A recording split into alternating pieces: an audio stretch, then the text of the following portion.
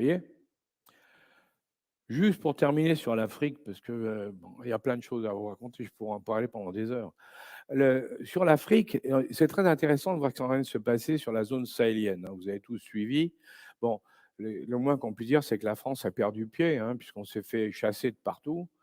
Enfin, non, on s'est pas fait chasser de partout, excusez-moi. Il reste le Cameroun, ça va pas tarder, le Tchad, ça va pas tarder non plus, donc, hein.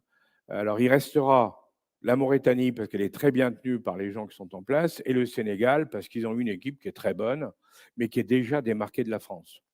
Parce on les a vexés en exigeant que le président, ne se présente pas plus de 2 fois parce que c'était scandaleux de notre point de vue à nous. Bon, Macky Sall l'a accepté. Bon, c'est son candidat qui va évidemment passer à sa place, mais il a dit: «C'est quand même invraisemblable que les Européens continuent à nous donner des leçons sur tout». Et résultat, il a été négocié tout seul avec Poutine pour les approvisionnements en céréales et il a obtenu l'approvisionnement en céréales de toute la zone en nous court-circuitant. Bon, ça, c'est comme ça. Le donc ce qui s'est passé, il faut bien voir pour bien comprendre ce qui s'est passé dans cette zone-là, dans la zone des coups d'État, il y en a 5 quand même en 2 ans, hein, et 3 dans les derniers mois. C'est que l'erreur qui a été faite du côté des Français, c'est de confondre 3 choses.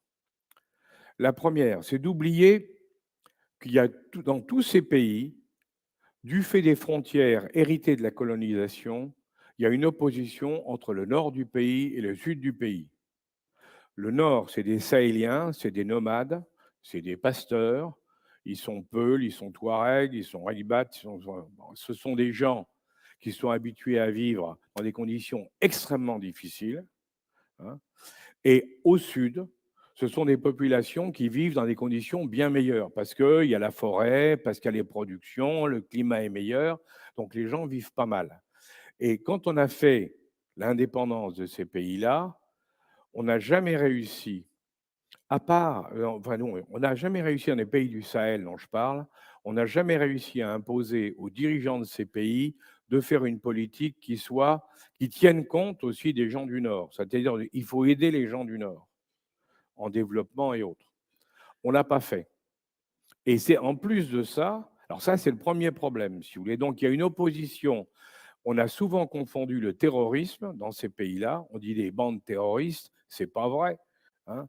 Le Moudjahou, ça n'a jamais été des terroristes islamiques. C'est des contrebandiers qu'on empêche de travailler, hein, en ayant bloqué une passe, qu'on appelle la pince de crabe, hein, une passe entre la Libye et le Niger. Il faut le savoir, hein. Mais quand les gars, ils peuvent plus travailler, ils crèvent la faim parce que dans ces pays-là, ils sont très pauvres et crèvent la faim, eh ben, qu'est-ce qu'ils font? Ils prennent les armes. Normal, hein.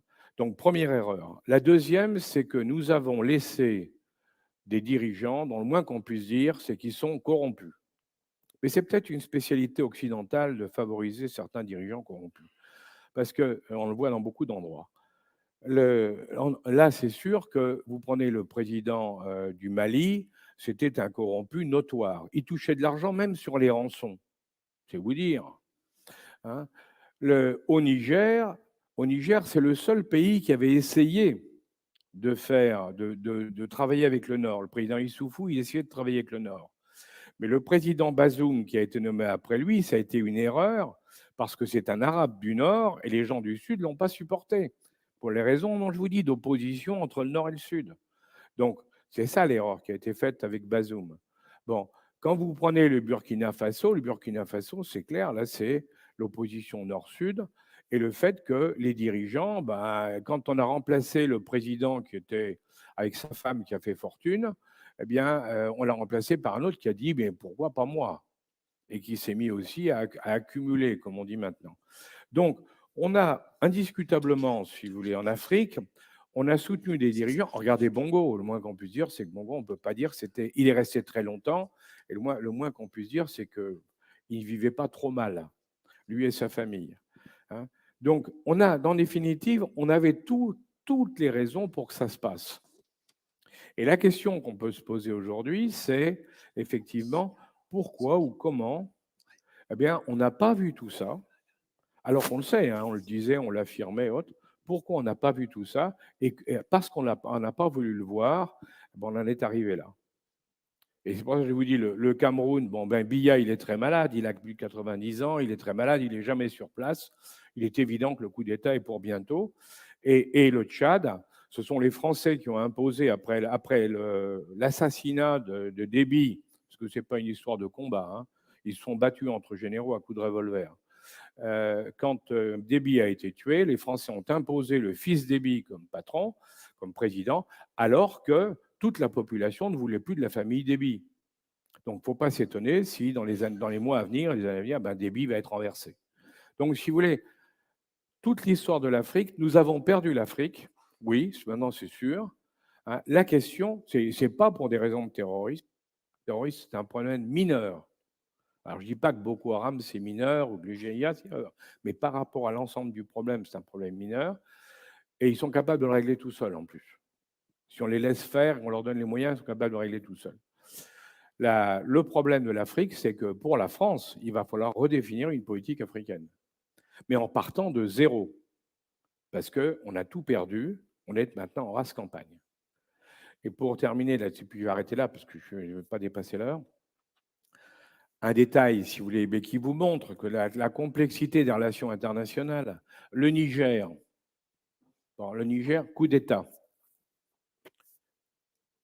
Coup d'État, parce qu'en réalité, le coup d'État, il est très simple. Hein. Bazoum décide de licencier son général commandant la garde présidentielle. C'est ça l'histoire. Hein. Le gars, il était très bien avec Issoufou, le général, il est très bien, ça marchait très très bien. Il ne s'entendait pas avec Bazoum. Bazoum veut le licencier, l'autre dit on ne va pas laisser cet Arabe du Nord imposer sa vue, hein, à nous, les gens du Sud. Il prend le pouvoir. C'est ça l'histoire du Niger. Hein. Bon, qu'est-ce qui se passe?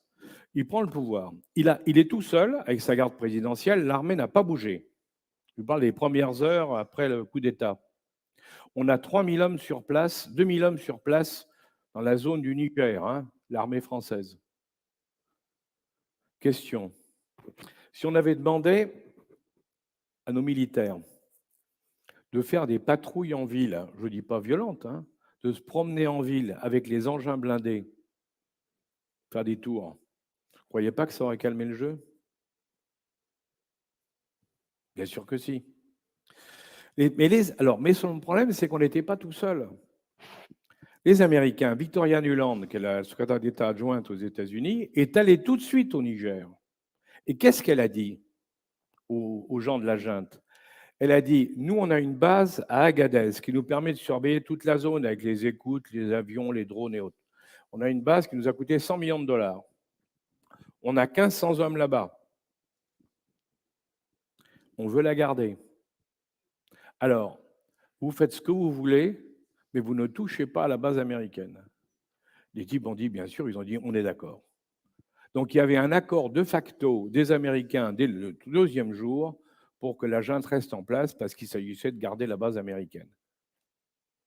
Et nous, si vous avez remarqué, même des jours après, on disait, avec la CEDEAO, on va y aller, vous allez voir ce que vous allez voir. Eh bien, on a vu. Hein, voilà. Pour vous dire que tout ça, c'est très complexe, mais que si vous ne tenez pas compte de ce qu'il y a le dessous des cartes, et Dieu sait s'il y a des dessous des cartes, j'ai essayé de vous en montrer quelques-uns, hein, eh bien, vous passez à côté de beaucoup de choses. Mais ce dessous des cartes, vous pouvez le trouver, n'importe lequel d'entre vous. Il suffit de regarder les publications des uns et des autres et de croiser les informations données par les uns et par les autres. Voilà. Et à ce moment-là, vous aurez une idée un peu plus réaliste que beaucoup de nos commentateurs et autres sur la réalité de ce qui se passe dans le monde aujourd'hui, qui est formidable, parce que ce changement qui est en train de se faire, pour ceux qui le comprennent et qui sont prêts à jouer le jeu, qui comprennent tout ce qu'on peut en tirer, il va y avoir de formidables opportunités pour un pays comme la France, pour les entrepreneurs français. Il va y avoir de formidables opportunités à condition d'avoir compris ce qui est en train de se passer. Et comme toujours, on le sait bien pour les entrepreneurs, d'avoir eu cette capacité d'anticipation qui est la clé de la réussite.